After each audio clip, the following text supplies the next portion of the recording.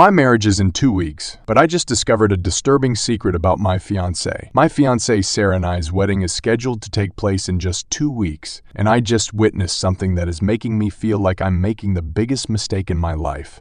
Tonight, Sarah and I were taking a rare opportunity to relax at home. Sarah was in the kitchen, making dinner while I was out back working on one of my projects. Anyway, as you do when you're doing heavy labor, I get thirsty and come back to the house to get a drink where I see Sarah at the counter, preparing dinner and talking on speakerphone. I recognize the voice instantly. It is my brother-in-law, Marty. Now, this is where my brain gets totally twisted. Marty asks Sarah where her sister Evelyn is, as he's been trying to get in contact with her, and she's not answering texts, and I hear Sarah say to him, "She just left here. She should be home in a half hour or so." It should be noted that Evelyn is Marty's wife of 5 years. I have to admit that I didn't immediately register what she had just said because I went into the kitchen and grabbed a glass and asked Sarah what was that all about, and she responded with Marty was looking for Evie. I see her texting and I ask her, "What are you doing?" And she says I'm texting Evie that Marty was looking for her. Anyway, I pour myself a drink, sit down,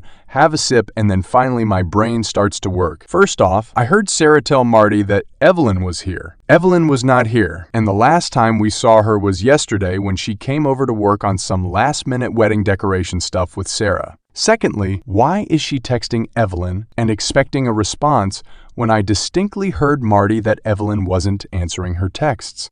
Lastly, why the hell would she tell Marty that Evelyn should be back in 30 minutes unless she either knows where she is or she is right now in front of me texting her to tell her to get her butt home quickly? The only conclusion that I came up with is that Sarah is lying to Marty about the whereabouts of her sister, Marty's wife, and is probably warning Evie that Marty will expect her home in half an hour. I then spent probably the next 5 hours concocting various explanations for this behavior, some decent, some downright horrible, and playing them back in my head. I wanted really badly to ask Sarah about this, but at the same time, if what I think is going on, then I doubted I'd get a straight answer. Which brings me to about an hour ago. I woke up around 1 a.m. to use the toilet, and I couldn't resist the urge to check Sarah's phone. We both know each other's PIN, so this wasn't a difficult thing to do. I grabbed the phone, retreated to the bathroom, and unlocked it. I saw Sarah's sister Evelyn has been having an affair for about 6 months with a coworker, and Sarah has been helping Evelyn cover it up for almost that entire time. There are literally hundreds of texts between them discussing it, discussing the coworker, discussing intimate stuff,